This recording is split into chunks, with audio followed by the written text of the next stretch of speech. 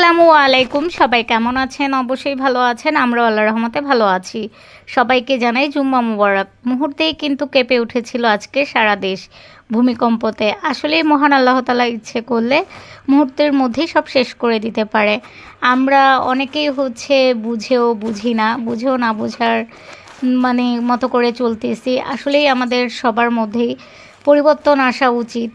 কিভাবে কখন পৃথিবীটা ধ্বংস হয়ে যাবে আমরা কেউ কিন্তু জানি না। আজকে যখন ভূমিকম্প হয় আমি একটু সবজি আনার জন্য বাইরে গিয়েছিলাম। আমি যখন আমাদের বাসা থেকে একটু সামনে যাই দেখলাম মনে হলো যে একটার পর একটা বিল্ডিং মনে হয় নড়ে উঠতেছে। সব কিছু মনে হয় মুহূর্তের মধ্যেই শেষ হয়ে যেতেছিল, এরকম লাগতেছিল।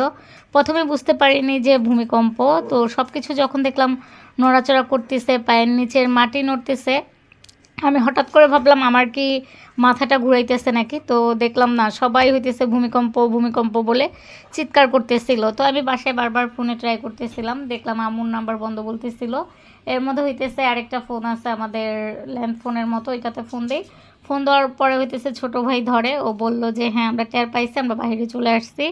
তো আমাদের বাসায় আমরা বিড়াল পালি। আমাদের বিড়ালগুলো যারা দেখেন অনেকেই তো জানেন। তো আমার ছোট ভাই আবার সে বিড়াল টিড়াল নিয়ে পরে বের হয়ে গেছে। আসলেই ওদেরকে কিন্তু আমরা সবাই অনেক ভালোবাসি বাসার। তো আমাকে ফোনে বলতেছিল ওদেরকে নিয়ে আমরা বের হয়ে গেছি। আমি যতটুকু সামনে চলে গেছিলাম আমার মাথায় আসলো না যে আমি আবার ফিরে আসি বাসায়। এটার কাজ করতেছিল না। রাস্তায় এত পরিমাণ মানুষের চিৎকার, তারপর সবাই বের হয়ে গেছিল। আমি এই পর্যন্ত কয়েকবার ভূমিকম্প টের পাইছি, তবে আজকে আর এর আগে আরেকবার পয়লা বৈশাখের দিন ভূমিকম্প হয়েছিল। জানি না এটা কেউ টের পাইছেন কিনা। আজকে থেকে আরও 7-8 বছর আগে মাগরিবের পরপরই ভূমিকম্পটা হয়। তো তখন একবার, আর এই যে আজকের ভূমিকম্পটা মনে হয়েছে একদম টের পাওয়ার মতো। আর এর আগে ছোটোখাটো হয়েছে, ওগুলো কখনো পাইছি, দেখা গেছে কখনো পাইনি। তো এই যে ভূমিকম্পগুলো আসলেই কি বলবো, মানুষ এত পরিমাণ আজকে ভয় পাইছে।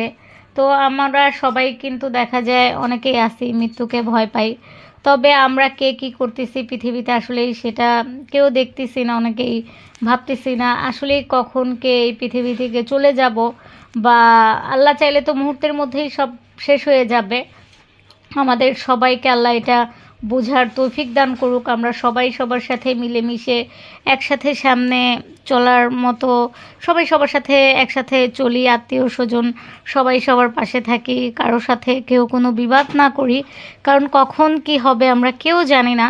যেরকম আজকের বিষয়টাই আমরা কেউ তো ভাবিনি যে হঠাৎ করে এরকমভাবে ভূমিকম্প হবে। সাধারণ কিছু সেকেন্ডের ব্যবধানে মহান আল্লাহ তাআলা কিন্তু পুরো পৃথিবীটাই কাঁপিয়ে দিয়েছে। সে পারে না এমন কিছু নাই। তো সবাই কিন্তু একটা আতঙ্কের মধ্যে পড়ে গিয়েছিলাম। এটাই বাস্তব, এটাই জীবন। কখন কে কোথায় আমরা আমাদের শেষ নিঃশ্বাসটা ত্যাগ হবে আমরা কেউ জানি না।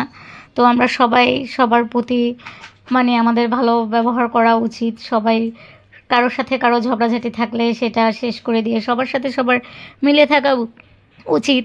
আর এই যে আমাদের বিড়ালগুলো কিন্তু ওরা জানি না টের পাইছে কিনা, তবে আমি কিন্তু শুনেছি ভূমিকম্প হওয়ার আগে যদি বাড়িতে কোনো পশু পাখি থাকে তাহলে কিন্তু তারা সবার আগে টের পায়।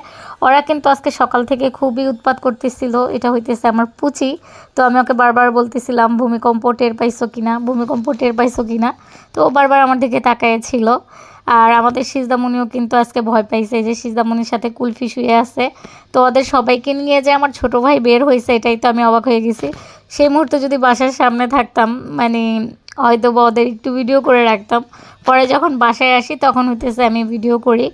আর আজকে দেখলাম অনেকেই ভিডিও করতেছিল। তো আমার সাথে ফোন ছিল, কিন্তু আমি তারপরও রাস্তার মধ্যে মানুষের এত আতঙ্ক, এত চিল্লাচিল্লি দেখে আর কোনো ভিডিও করি নাই। সবাই ভয় পেয়ে গেছিলো, কিন্তু অনেকেই ভিডিও করতেছিল দেখলাম। অন্যদিন মোবাইল সাথে নিয়ে যায় না, তবে আজকে মোবাইল সাথে নিয়ে গেছি, কিন্তু তারপরও ভিডিও করার মতো কোনো মন মানসিকতা তখন ছিল না।